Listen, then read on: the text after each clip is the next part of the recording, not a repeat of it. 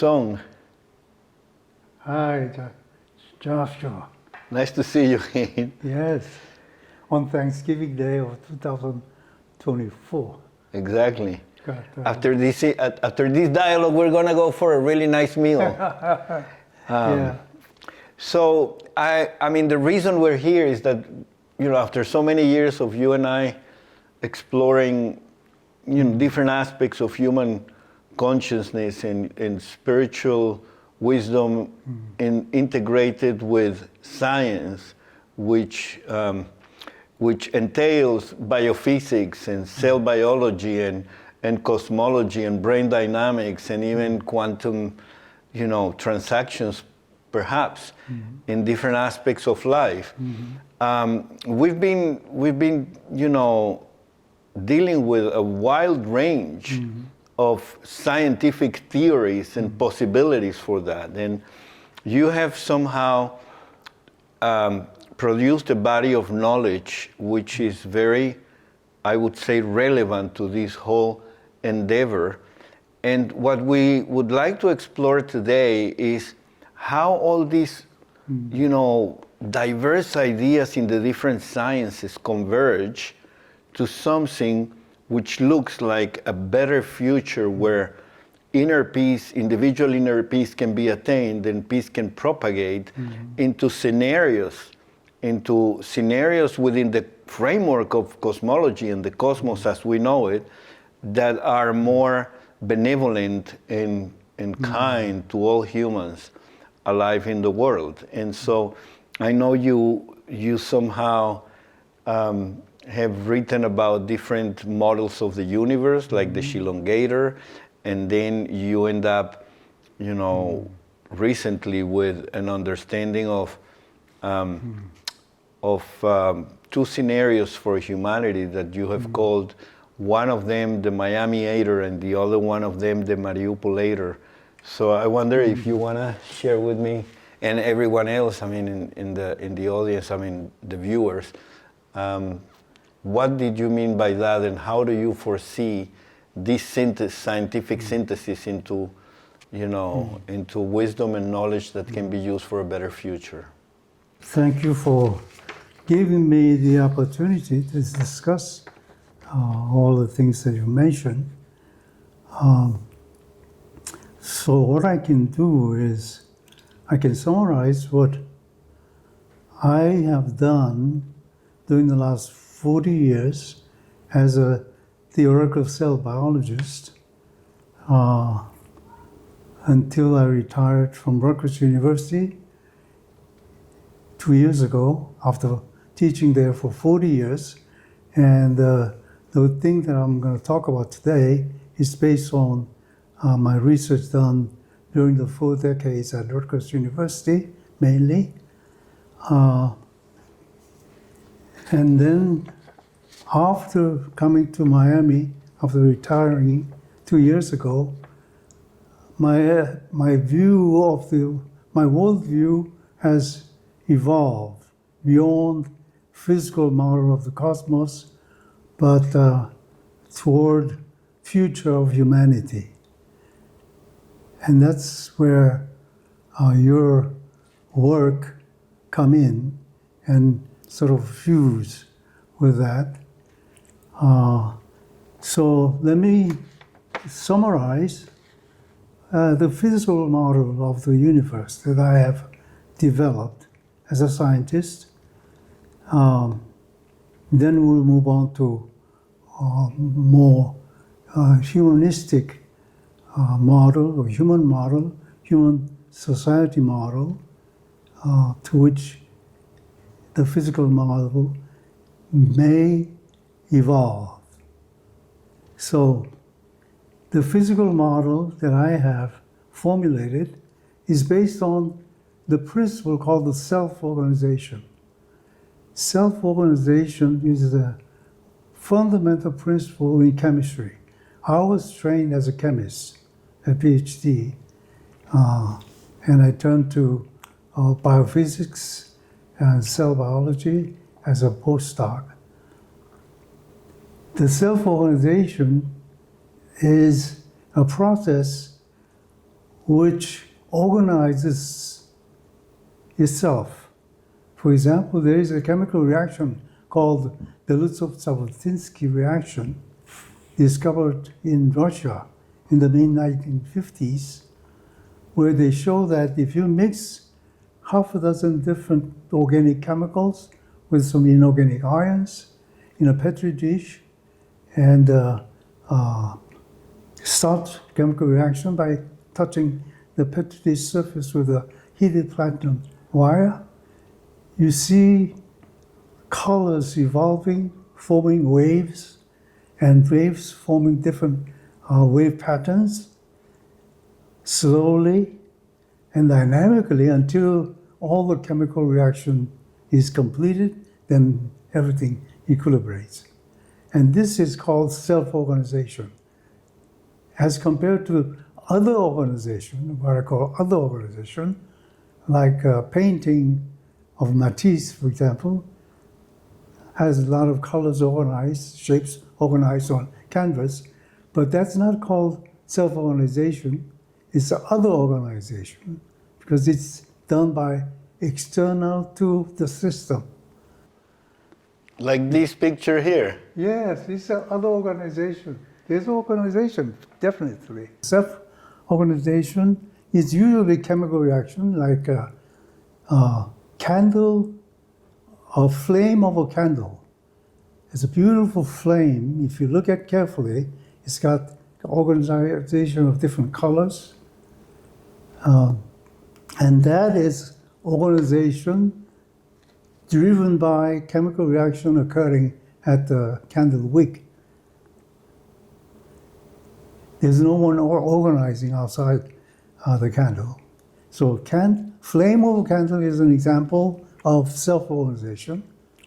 And this principle fascinated me, and I follow Propagation's work. Ilya Prigogine, who was awarded Nobel Prize in 1976 or 67, I can't remember, for having established the thermodynamic principle, thermodynamic ground for understanding self-organization anywhere in the universe. So Prigogine regarded principle of self-organization as a fundamental principle of universe. So I accepted that premise and applied that to everything that I could put my hands on. Any organization I divide into two, other organization and self-organization. And the first self-organization that I just mentioned, discovered by Russian chemists, is called Belousov-Zhabotinsky reaction. And the mechanism underlying that reaction, chemical mechanism and mathematical equation explaining the Belousov-Zhabotinsky reaction is called Brusselator, because it was discovered by a group of scientists working under Prigogine at the Free University of Brussels in Belgium, so it's called Brusselator. And this sort of set the tradition that any self-organizing system whose mechanism is elucidated by a group of scientists working in a given city is named after the city followed by ATOR.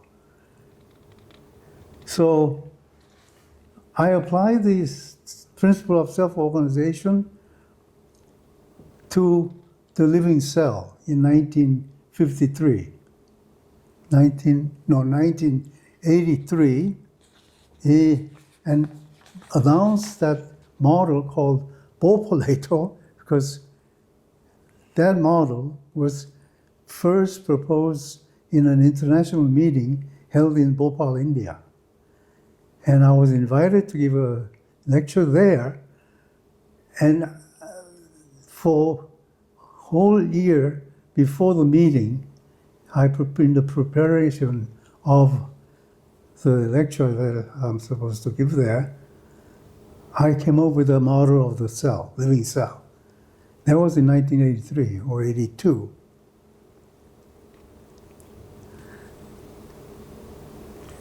And one of the ingredients of this populator model of the living cell is what I call intracellular dissipative structures, IDS. Self-organization and dissipative structures are the same thing. Self-organization cannot occur without dissipating free energy. Any system that dissipates free energy is called dissipative structure. So dissipative structures and self-organization are more or less equivalent. So in the populator model, I predicted that cell function is driven by dissipative structures or chemical concentration gradient. And that was a sort of one consequence of applying the principle of self-organization to living systems. And it so turns out that 2 years after I proposed this populator model in Bhopal, India, a group of scientists in Virginia demonstrated that there indeed are concentration gradients formed inside the cell, which I call intracellular dissipative structures. So this has some interesting consequence later on, because the populator that I proposed in Bhopal is probably the first theoretical model of the cell based on wave theory. And wave phenomena are universal. And we'll maybe come back to it later. So, when I applied the principle of self-organization to the evolution of the universe as I understood, I'm not a physicist, but I self-taught physics. So, if I apply the principle of self-organization to the whole universe, I get a model which consists of 1, 2, 3, 4, 5, 6 steps. This is a model of the universe based on self-organization principle called elongator, because this model was proposed in another meeting in India. The same organizer who organized meeting in Bhopal invited me to give another lecture in Shillong. His name is Professor Mishra. And in that meeting, I proposed model of the universe based on the same principle, and I call that elongator because if I were not invited to Shillong lecture, I could not have come up with that model. And this elongator model of the universe consists of, as I said, 1, 2, 3, 4, 5, 6 steps. And first 5 steps are purely physical or biological. But the 6th step is cultural. It's not physical. And so this model, elongator model, includes all the known physical, biological details that have been discovered during the last 4 decades in science. And the beginning of this model, elongator, is what I call energy tetrahedron. So many people ask, what happened, what was before Big Bang? And according to this model, the Big Bang began with what I call Gunnerji tetrahedron. Tetrahedron is the simplest polyhedron which has 4 apices which are equivalent. And these 4 apices were occupied by energy, life, energy, matter, life, and information. 4. 4 are occupying the apices of this tetrahedron. So according to this model, these 4 are all equivalent. They played all equivalent role in the beginning of the universe. Energy, matter, life, and information, which evolve more or less sequentially like that. First, energy, then microscopic matter, macroscopic matter, life, and culture. And all the time involved, I speculated, is indicated. So, two years ago when I came down here after retiring, I thought I've done my job. Since I published Shilogero, I've done my job as a scientist. I don't have anything more to do. But interacting with my children, Saya, Mia, and Saya's companion, Tia, and the beautiful environment of Miami, and people I met in Mirabel, like Shara, Arthur, and their friends. It's a whole new world that I didn't know existed. I was a secluded professor, emeritus professor of cell biology, who only knew about teaching and researching with students for decades, and I haven't experienced anything like what I experienced coming down here. That opened my eyes to new level of reality, and that allowed me to speculate further beyond the model of the physical model, but toward the possible future of the human society, humanity. And around that time, I happened to see a video on Mariupolator made by Guardian newspaper. And so I knew how miserable the Ukrainian war was. Miserable.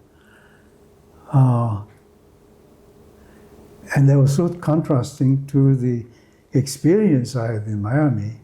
So I thought this universe, physical universe, may evolve, may have 2 possible futures.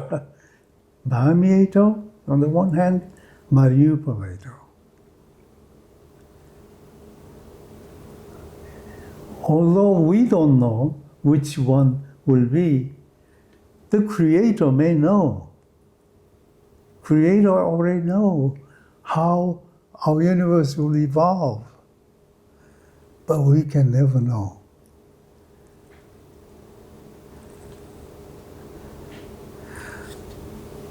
But we can maybe intuit one way or another.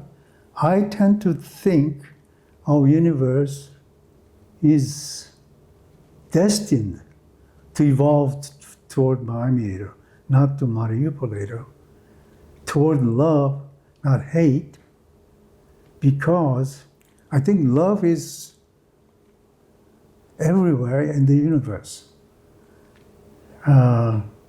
One evidence for this is, I'm not a quantum mechanician, but I heard that there's a symmetry breaking in the beginning of the universe.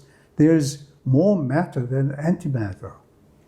apparently theoreticians cannot justify why there is things, not nothing.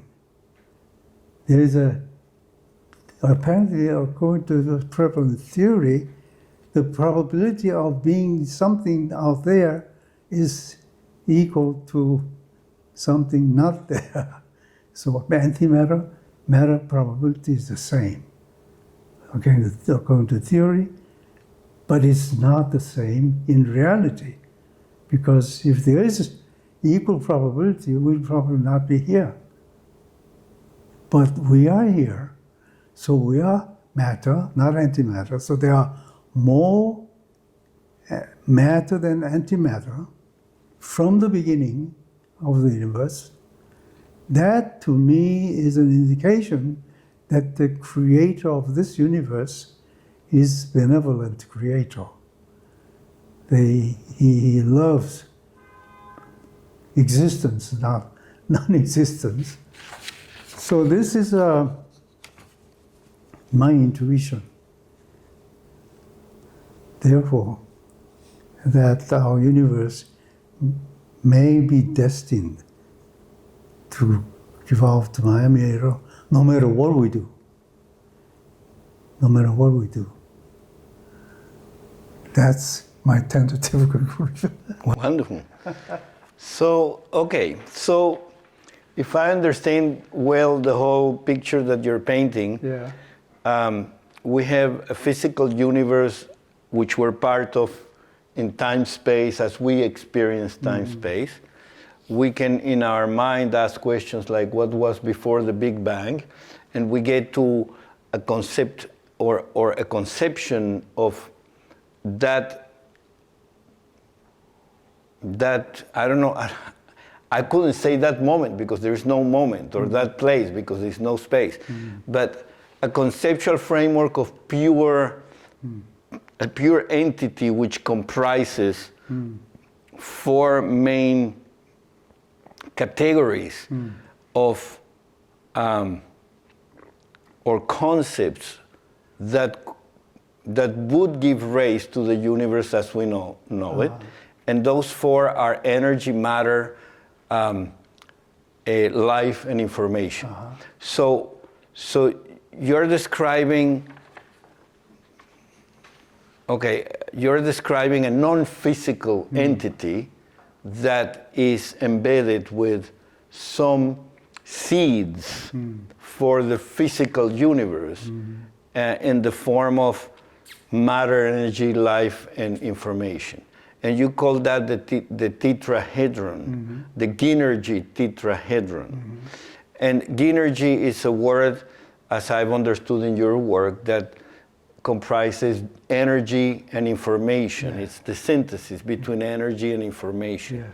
Okay, so because the universe, in your first conception, biophysical conception of the universe beginnings or before the beginnings and now, it's biophysical in nature, you didn't have another notion of the dimensions of life that you have intellectualized or articulated in terms of scientific speculations or scientific notions. But when you arrived to Miami from New Jersey, and you experienced life here in Miami Beach with your family members, your children, and the partner of Sayer, your son, Tia, and Mia, your daughter, then you started to consciously experience, because maybe you have experienced that, but you didn't took note of that experiences. Perhaps with your wife you had great love, or I don't know exactly what is the details of all your life, but maybe you experienced similar things, or maybe you completely experienced new things here, which had to do with the dimension of your inner life and inner peace and social harmony and health. And so in a way you were experiencing something like, a transition from New Jersey, which was perhaps a more dense intellectual environment, to here, which was more of a lively, nurturing environment. So you were making yourself healthy, you know, in a way, more healthy and more in touch with life and the souls of your children, the essence of your children, which in a way it's the essence of life, the spirit of life. And of course that was experienced by you. You had that experience. That's what I'm getting to understand from your experience. And so, because of that and your interaction with people like Shara and people at Mirabel, which is the first condominium community, you know, that you lived there, you tapped into new experiences like synchronicities and new, a la Young, yeah, new experiences of, you know, of appreciation for life as an order, as an ordered pattern of existence, something that has an order to it. And you started to notice that order, at least in my conversations with you. Perhaps you never mentioned that today, but you mentioned Shara, and so I know in our conversations that we talk about that. So you started to notice this order together with the love for your kids and the healthy environment of the beach, pure air that you breathe every day, that there is another dimension to life which is not just biophysical, which could have been more connected with information and meaning and values like love, spiritual values, yeah? And then because of all that, and your interaction with, you know, the people who came to your life like myself, and with my work on the synthesis of spirituality and science, or spiritual experience and science, you then started to realize that maybe there is another layer to reality which requires a new model, a more encompassing model of all these dimensions, which you have somehow managed to articulate in a form of speculative scientific, you know, thinking process, where the universe, in your terms, it's the tendency of the universe and life itself, it's towards benevolence and towards a pleasurable experience, biophysically pleasurable, but also qualitatively, spiritually benevolent, even though we see many, you know, difficult moments in life and violent processes, or processes which appear to be violent, like tornadoes and earthquakes, and, you know, and maybe a lion devouring a gazelle. But in the midst of that, you know, and violence, we see also the expression and manifestation of love as a tendency to organize the universe into scenarios which are benevolent for the future, which in your view of the universe at the moment, that tendency is already set by a creator or the creator, or let's say in Chinese philosophy, the Tao Te Ching, the rhythm of life in large, or in more Buddhist forms, you know, a Buddha consciousness which is compassionate, or because all these things have different expressions in different cultures. And you mentioned that culture is an aspect that is over the model of the phobalator. You know, you had these elements of life and these elements of energy and matter and the biophysics, but you also have culture, which is not a physical process. So in a way, the evolution of the biophysical systems of the universe leads to culture in an interaction with a dimension which is beyond the physics and the biophysics. And that's what I'm trying, well, that's the way I can summarize what you've said. Do you have anything to add? Yes, you see, the culture step is the last one, and other steps are solid arrows, but the culture step is dotted. It's sort of distinct. So your characterization is correct. And one thing I forgot to mention is that 2 years ago when I came here, I started to change my worldview, and one of the most important ingredients of that change came from you, knowing you, first through email, and then a year ago we met personally, and you constantly reminded me of a world beyond my physical worldview. Yeah. Yes. And you were a living example, living principle of the universe. Not just self-organization, but there's a higher dimensional something is represented by you. Yeah. So I have this crazy idea that there's a lot of discussion about what would be the future of humanity, and in this my model, I have dichotomized Miami-Ato and Mariupol-Ato. But I think there's another possibility. This is what human mind thinks. Human mind always dichotomizes. But beyond human mind, there's a possibility that everything that occurs in this universe occurs obeying certain set of rules, whether it's laws of physics or logic, or whatever. Everything that occurs may obey rules, but we cannot know all of that. We can only glimpse part of the events, and we regard our perception of those events, regular events, as our own discovery. But it may not be. It's going to happen regardless of whether we perceive that way or not. So there may be argument among us intellectuals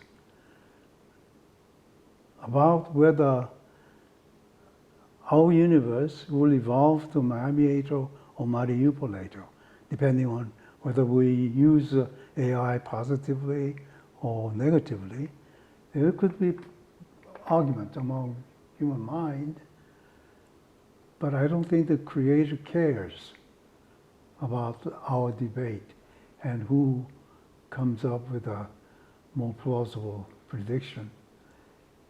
Creator may know already what would happen to the universe.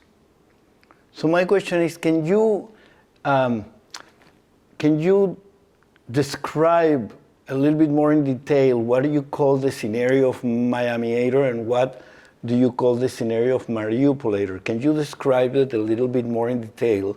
And maybe, based on perhaps the studies of Scott Kelso,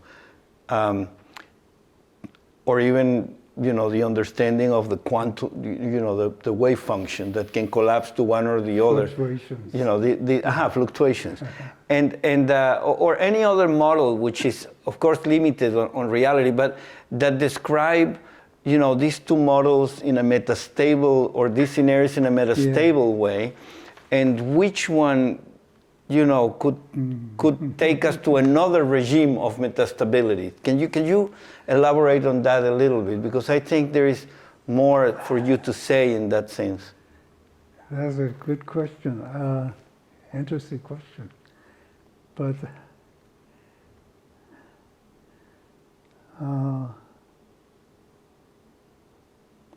I think there will be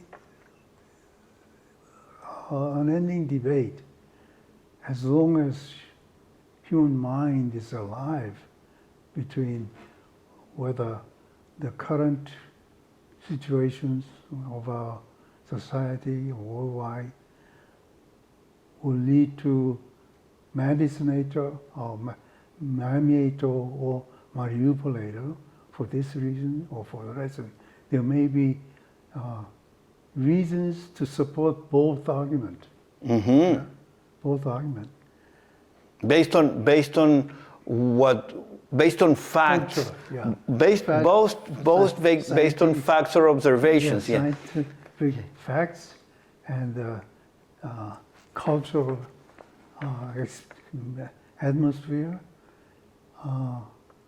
I bet there will be unending debate, but my intuition is that no matter which schools of thought prevails, the fate of the universe may have been decided already. For benevolence, for love. So we may call our universe a symmetry-broken universe. Symmetry broken for matter, not antimatter. Mm-hmm. So symmetry breaking in favor of matter over antimatter, in favor of love over hate, in favor of peace over war. That it may be decided already, but I cannot just prove it.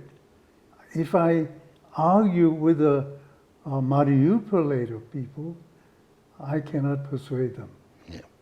So my question here is then, so you're equating or you're associating to Miami Ader a scenario where love and peace and health reigns supreme.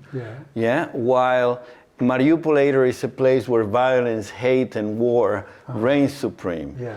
And that it's very difficult here in the debates that humanity is having with, between groups to decide which of the scenarios is going to happen, because both camps have arguments and factual arguments to support the view of one or the other as the tendency, to come. Yes? So, however, you have an insight, an intuitive insight that the universe, it's already prescribed in a tendency that will favor life and Miami Ader. Yes. Yeah? And this is not very different than the Judeo-Christian prophecies of peace. And many other nations, ancient nations that have prophecies of peace. I see. And so, and inevitable, most people that you talk to have a hope for that, internally inscribed in them, have a desire, an idealistic hope for the Miami Ader. So that says something. That is a fact. Most people would like to see a benevolent outcome. So if we have this desire for a benevolent outcome, isn't that an indication of your insight? I mean, I would think that, that desire can be an indication that we are wired for goodness, you see, and of course, my work has been in brain dynamics, heart dynamics, psychophysiological coherence, meditative states, cognitive meditative states, or the cognitive science of spirituality. But also my life, in parallel, together with my scientific work, and physics too. I mean, but my life has been the life of an ambassador of peace, of a peacemaker, of a person who, stopped his endeavors in the area of consulting and mathematics and things like that, and decision analysis and lecturing at universities. And I engaged on a spiritual journey that for the last 30 years have taken me to incredible situations and places and people in a way which does justice to Carl Jung's synchronicity, at least in my own first-hand experience. And of course the embodiment of values which described in the Bible that, Jesus was an embodiment of love or wisdom, God's wisdom, and Buddha was compassion. Well, I have tapped into that field of values, and I know that's available to me too. It's my choice to do that. It's so, of course, when I was a baby, I was not aware of that. So my development led to a set of intellectual realizations, education, morals, a little bit like Piaget could have described the development of a child and an adult. And then I understood the social games and rules and the mathematics of it all, in terms of what I studied. And then I had these very deep spiritual experiences, which led me to step out of that social life and go like Jacob in ancient times to seek for the face of God in my own way. I mean, to seek unity with God in the way Jesus described it. Yeah, I definitely didn't believe that Jesus was the only Son of God, because if he was human, we all humans would have a potential to become like that. If he was not human and he was really only God made physically manifest, then what's the point of God telling us that he can do all these things? We already know that. But in the words of the prophet, we are supposed to be able to achieve greater things that he did. So that means that we have this potential, this spiritual potential of unity with the Creator. So that's what I seek. Yeah, and it wasn't too much, telepathic abilities or actually it wasn't not even, that was not my focus, or remote viewing capabilities. All that I know has its place, and there is a lot of sound, trustworthy people in my life that have, talked about that and researched on that. And I also have some experiences that hint at the reality of those experiences, very, very important experiences in my life. But my focus was inner peace and social harmony, which is precisely the subject of your intuitive understanding of the tendencies of the universe, which is towards peace. Because if I didn't have inside me that intuition that there is a tendency towards peace in the universe, why bother with the science of inner peace and social harmony? It would be absolutely useless. But I have this strong understanding that this is possible, but I'm not the only one. That's also an important strength of my thesis, that many people in the world have spiritual experiences, mystical experiences, religious experiences outside of the dogma or the belief or the doctrine of any religion. They have it in a natural form, in a personalized form. And many people have this desire for peace and love, and most people that I know have the desire to love and be loved, like the song of Bob Marley says, could you be loved and be loved? And that, if you think about the power and the influence that Bob Marley has had in the world, a singer from Jamaica, he's not a superstar from Europe or the United States. He grew up in Jamaica and he's touched the whole world with his positive vibration, approach to worshiping the love of God, the love of Jah, Jah songs, jamming, I think that, if this is gone wild and still people listen a lot to Bob Marley, it's a recent movie of Bob Marley, Bob Marley's life, it means that this sense of good vibrations, the vibe of the thing, as Grant and I, actually have written in a recent paper based on a movie that mentions the vibe of the thing.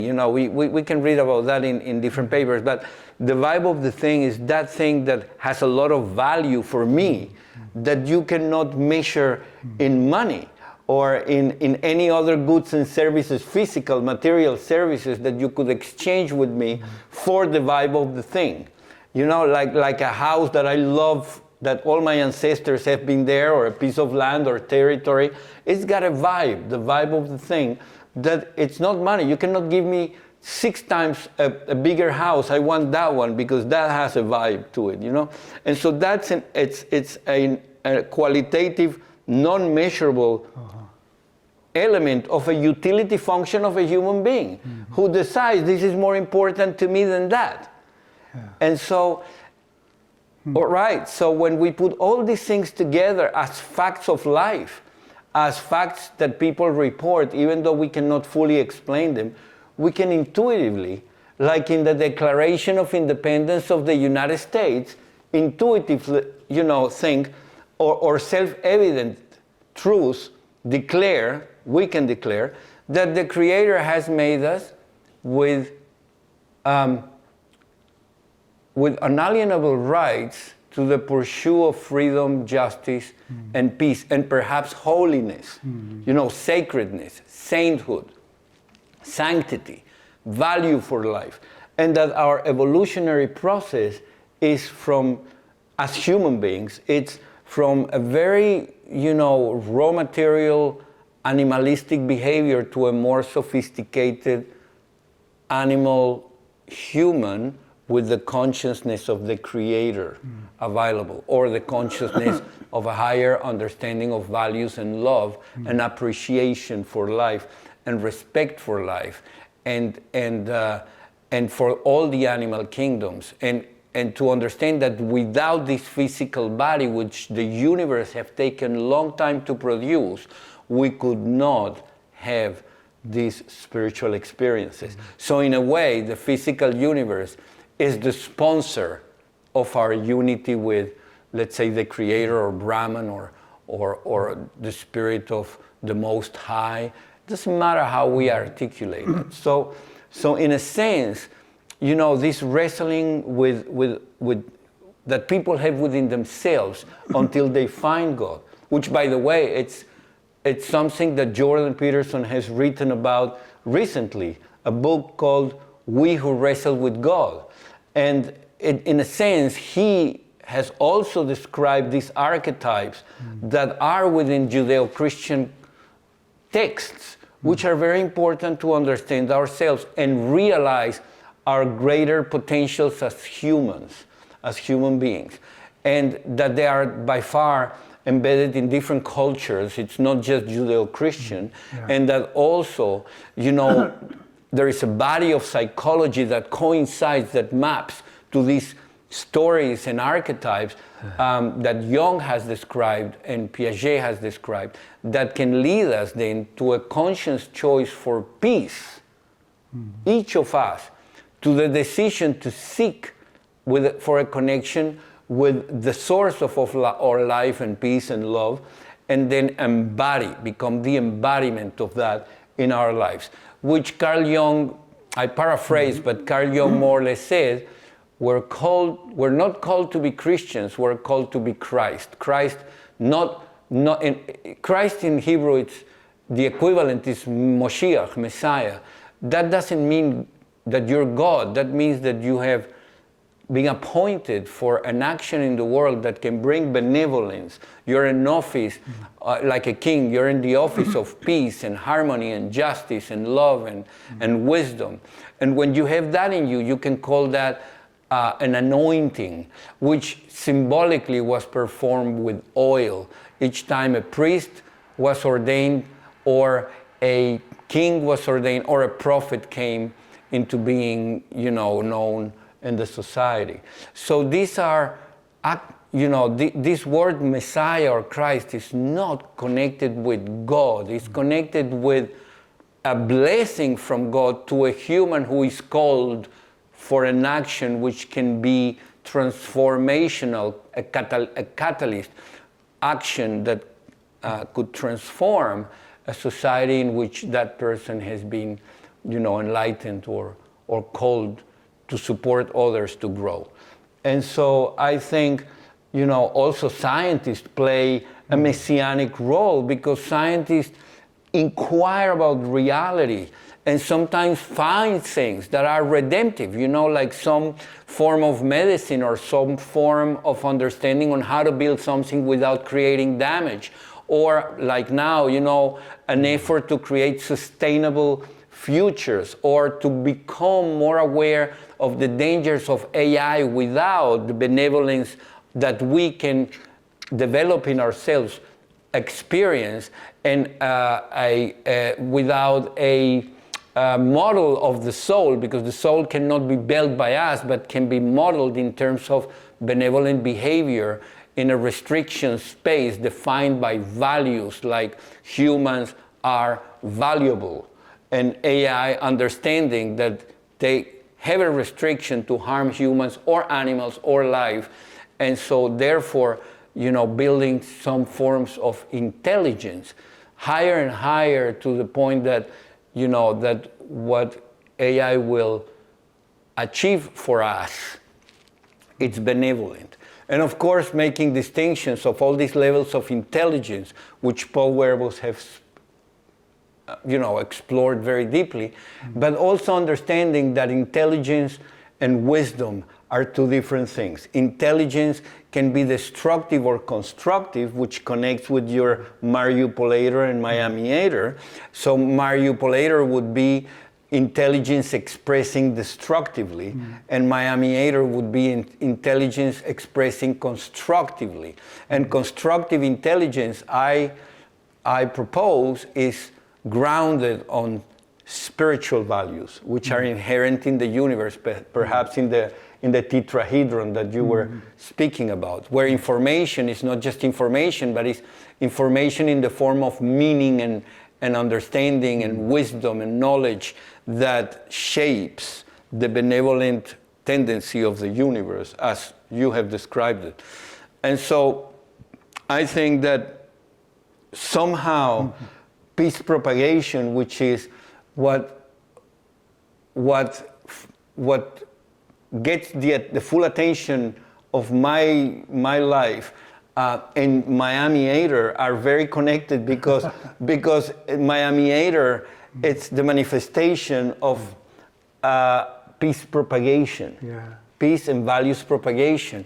And if we have agents of peace and spiritual values like love, agents of peace and love propagation, or peace, love, and truth, or light, or whatever values, unity, humor, this propagation transgenerationally can actually settle epigenetically in the next generation's ways of existing and behavior, which I've coined a term for that, which is a transition from Homo sapiens to Homo pacem.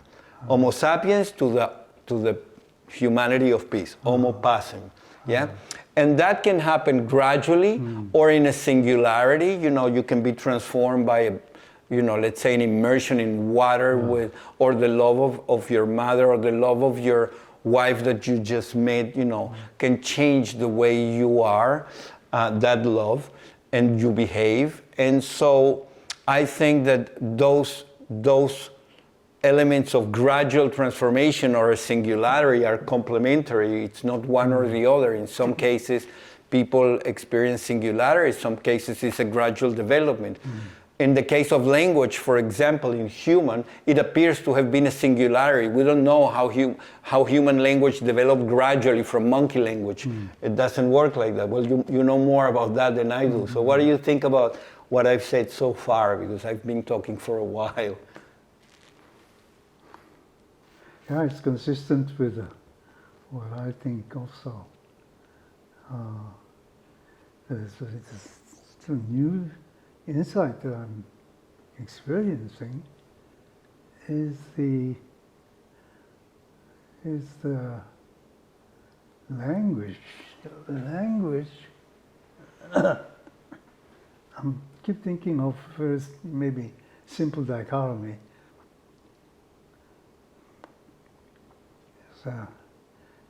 Effable but unreal, ineffable but real. This simple dichotomy is interesting to me. See, effable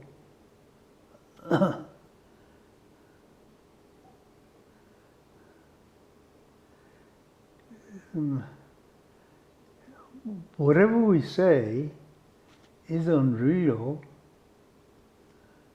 in the sense that language cannot tell the truth. Language can tell both either truth or falsity. Peirce mentioned that sign is not a sign unless it can be used to tell a lie. So whenever we say something, which is sign, that can lead to truth or falsity.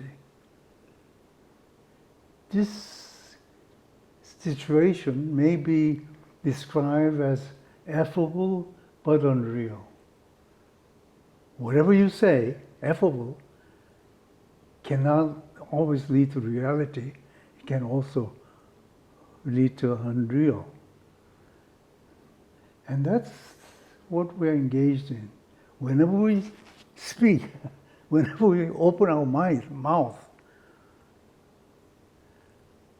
we don't know we are telling the truth or falsity, or we have both possibilities. And we can fool ourselves believing that we are telling the truth. But whether it's true or not may depend on something else. Now, ineffable but real, I like that because there are things that are real but we cannot describe it. Like, for example, I said that the Creator knows already what is the destiny of our universe.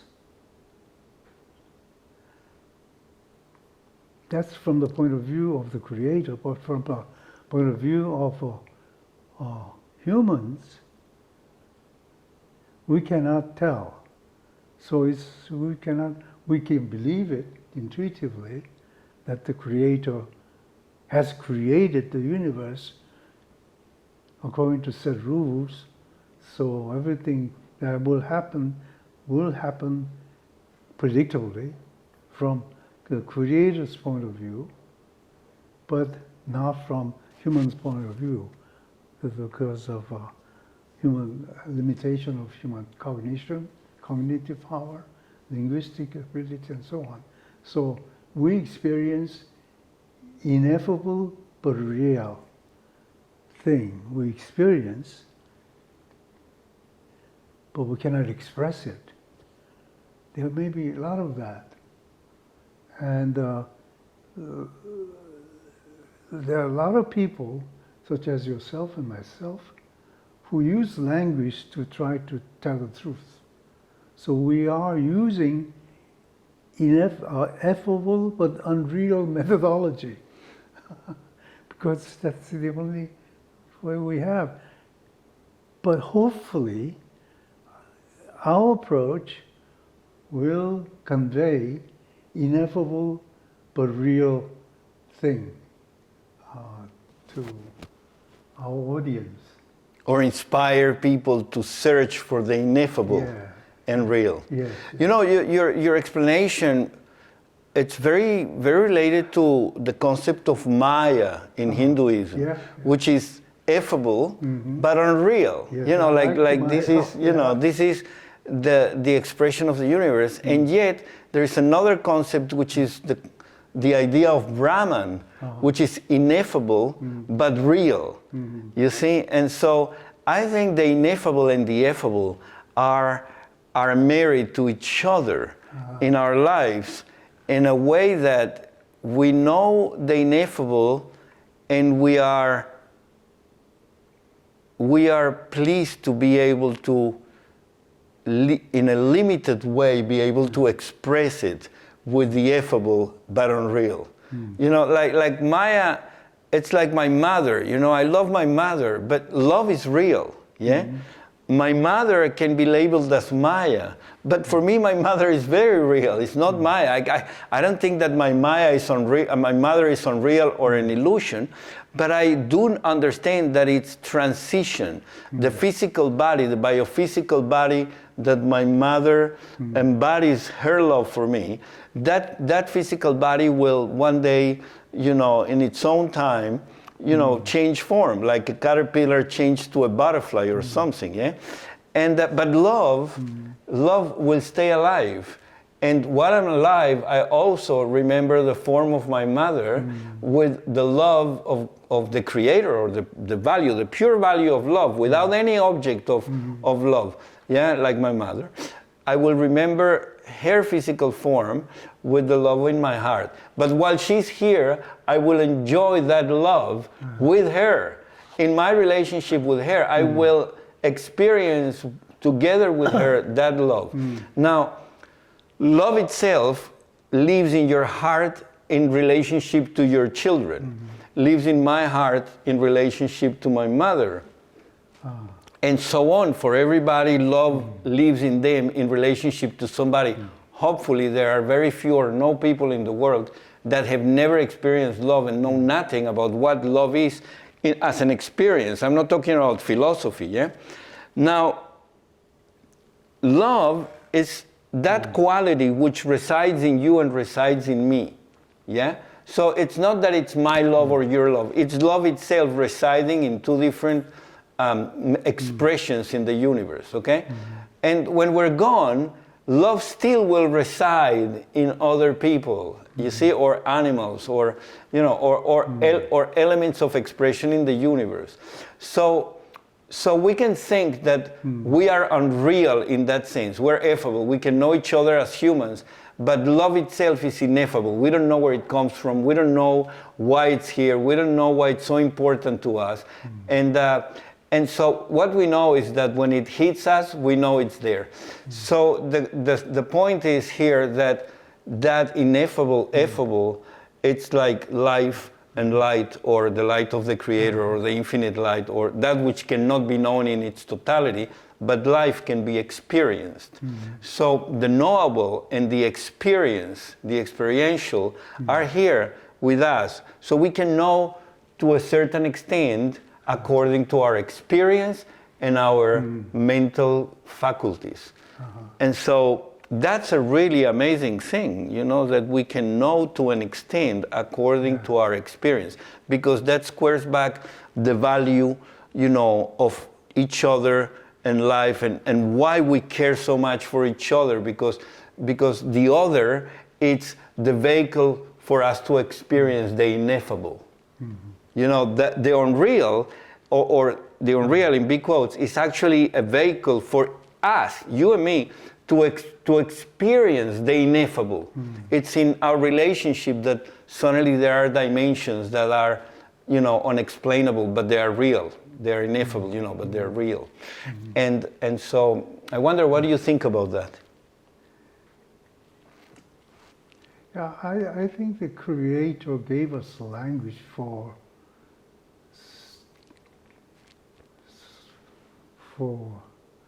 a reason. There is a reason why the language works the way it does in human mind. I think the Creator gave language to humanity so that using language, humanity will ultimately discover the ultimate truth. And that way to ultimate truth through language may not be an easy journey. It may require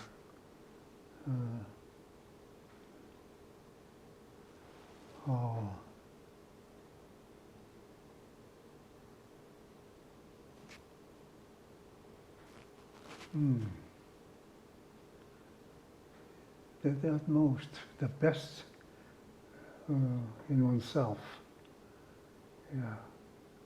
to understand it.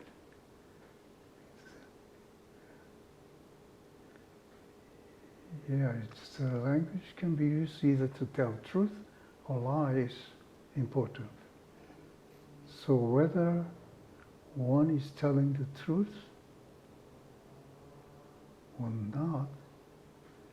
To know that is to know oneself, right? And that may be the purpose of the duality of linguistic expression that is created in us. So, well, I agree. I mean, with language, people can liberate or they can enslave others.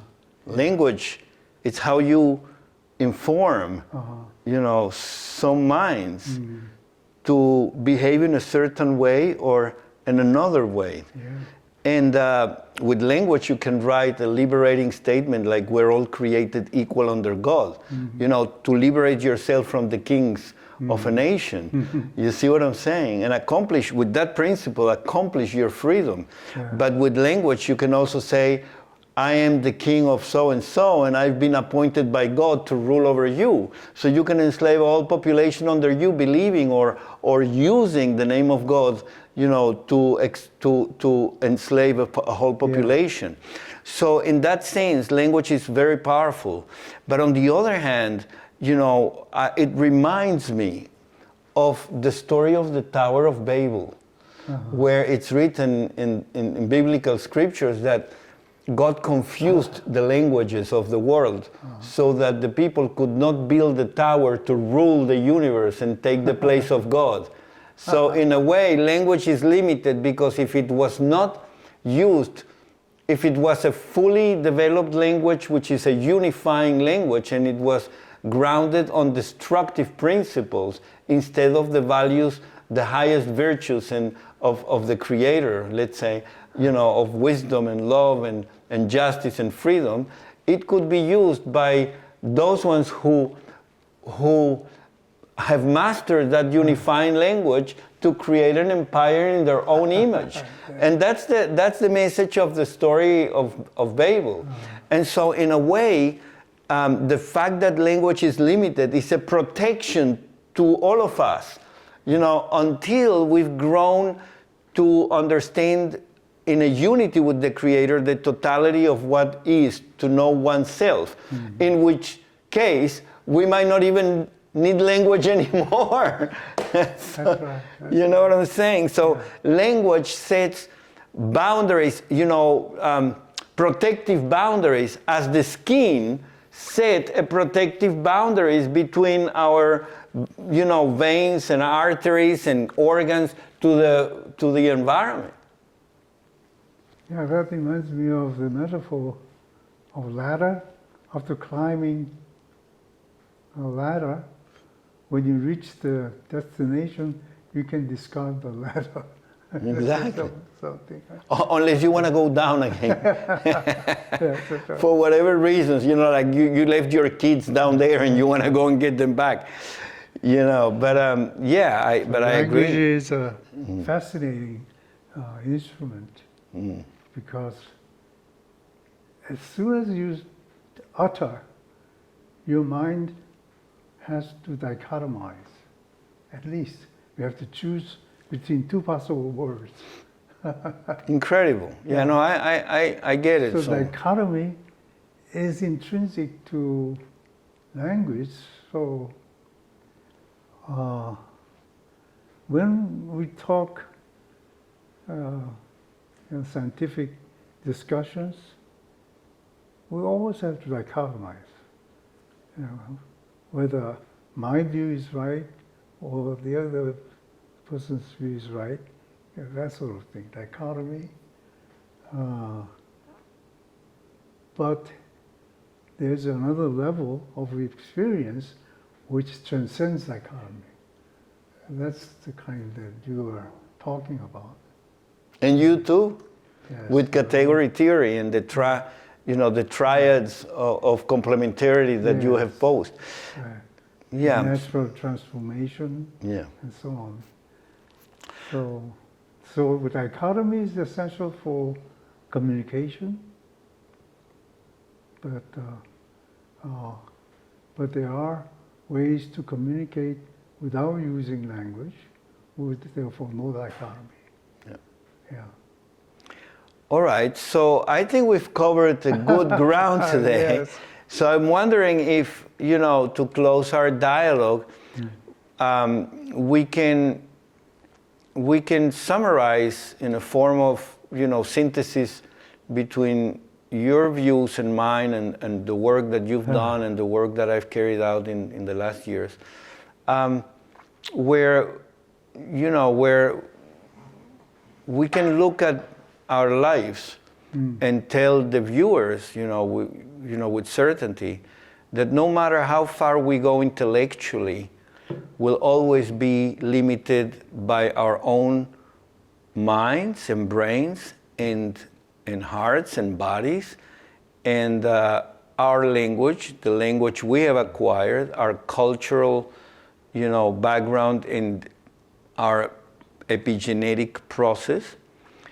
However, these limitations can be overcome to an extent by interacting with each other and the universe in large, and by invoking the presence of the highest form of wisdom and love and universe that there is in the universe, which we can call the Creator, or I am, just as I am, as pure existential presence with consciousness and volition.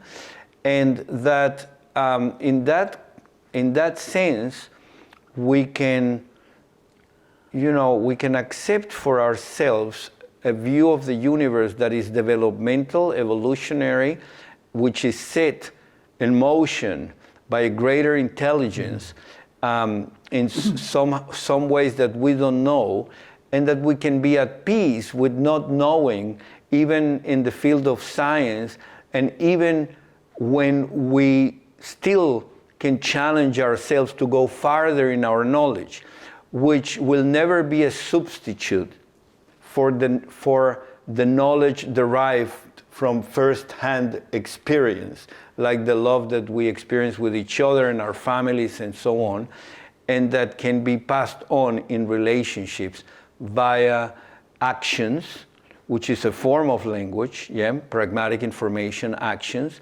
and via words. So actions and words are described metaphorically by, a metaphor like walk your talk, or, be about backing up what you say you're going to do with the actions of kindness that you say you are in your speech.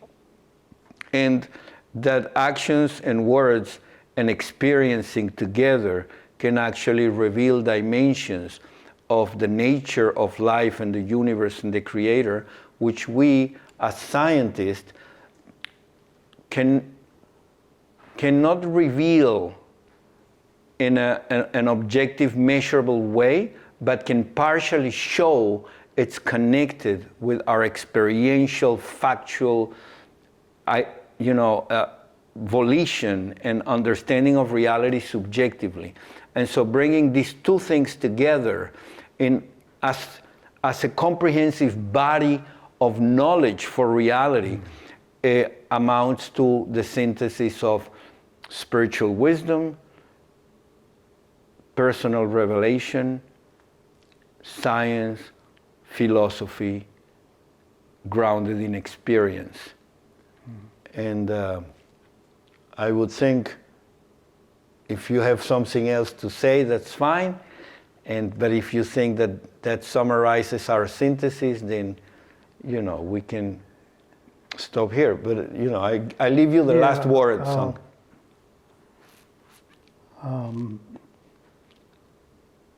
The only thing I want to say is, during the last hour or so, I uttered things, but that is not all created by me, Sungchul Ji. I think what I have said during the hour in our discussion could be regarded as the Creator saying His mind through me, just as Creator express His mind through you. So we are not the sole author of what we say, but there's co-author. There's always the creator behind us, I think. This is a new way of thinking about my thinking. Incredible. And as King Solomon would say, nothing new under the sun, because, you know, the words of, I think Jesus also said, I am in you, you are in me, and we are in God.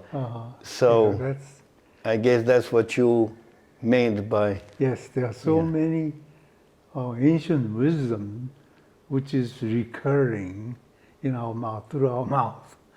Yeah, that's just, nothing is new under the sun, in fact. Yes. So we're all part of what,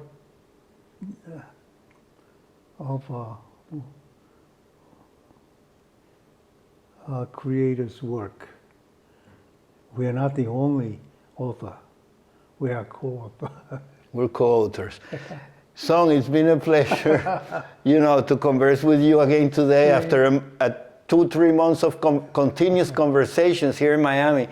And I'm very glad that we're going to have time to have a Thanksgiving dinner together as family members of the universe. Yes. Do sometimes, you know, get together to celebrate the things of our times and our life. In 2.5 hours. Yeah, and the adventure of space-time continues. Yes. You know, and I hope we will. We have to be very thankful for having this opportunity. It's again not our own creation; it is given to us, our Creator, to have this rare opportunity. We're all healthy, our mind is working, and all of us together from New Zealand to USA, and a beautiful place here. This is a miracle. It is a miracle. Yes. I agree. We don't need to part the Red Sea. We already are sitting in a form of promised land of good community and friends. So we're very thankful today, Thanksgiving Day, and hopefully this will lead to more thankful days in coming future. Absolutely. So be it. Yeah.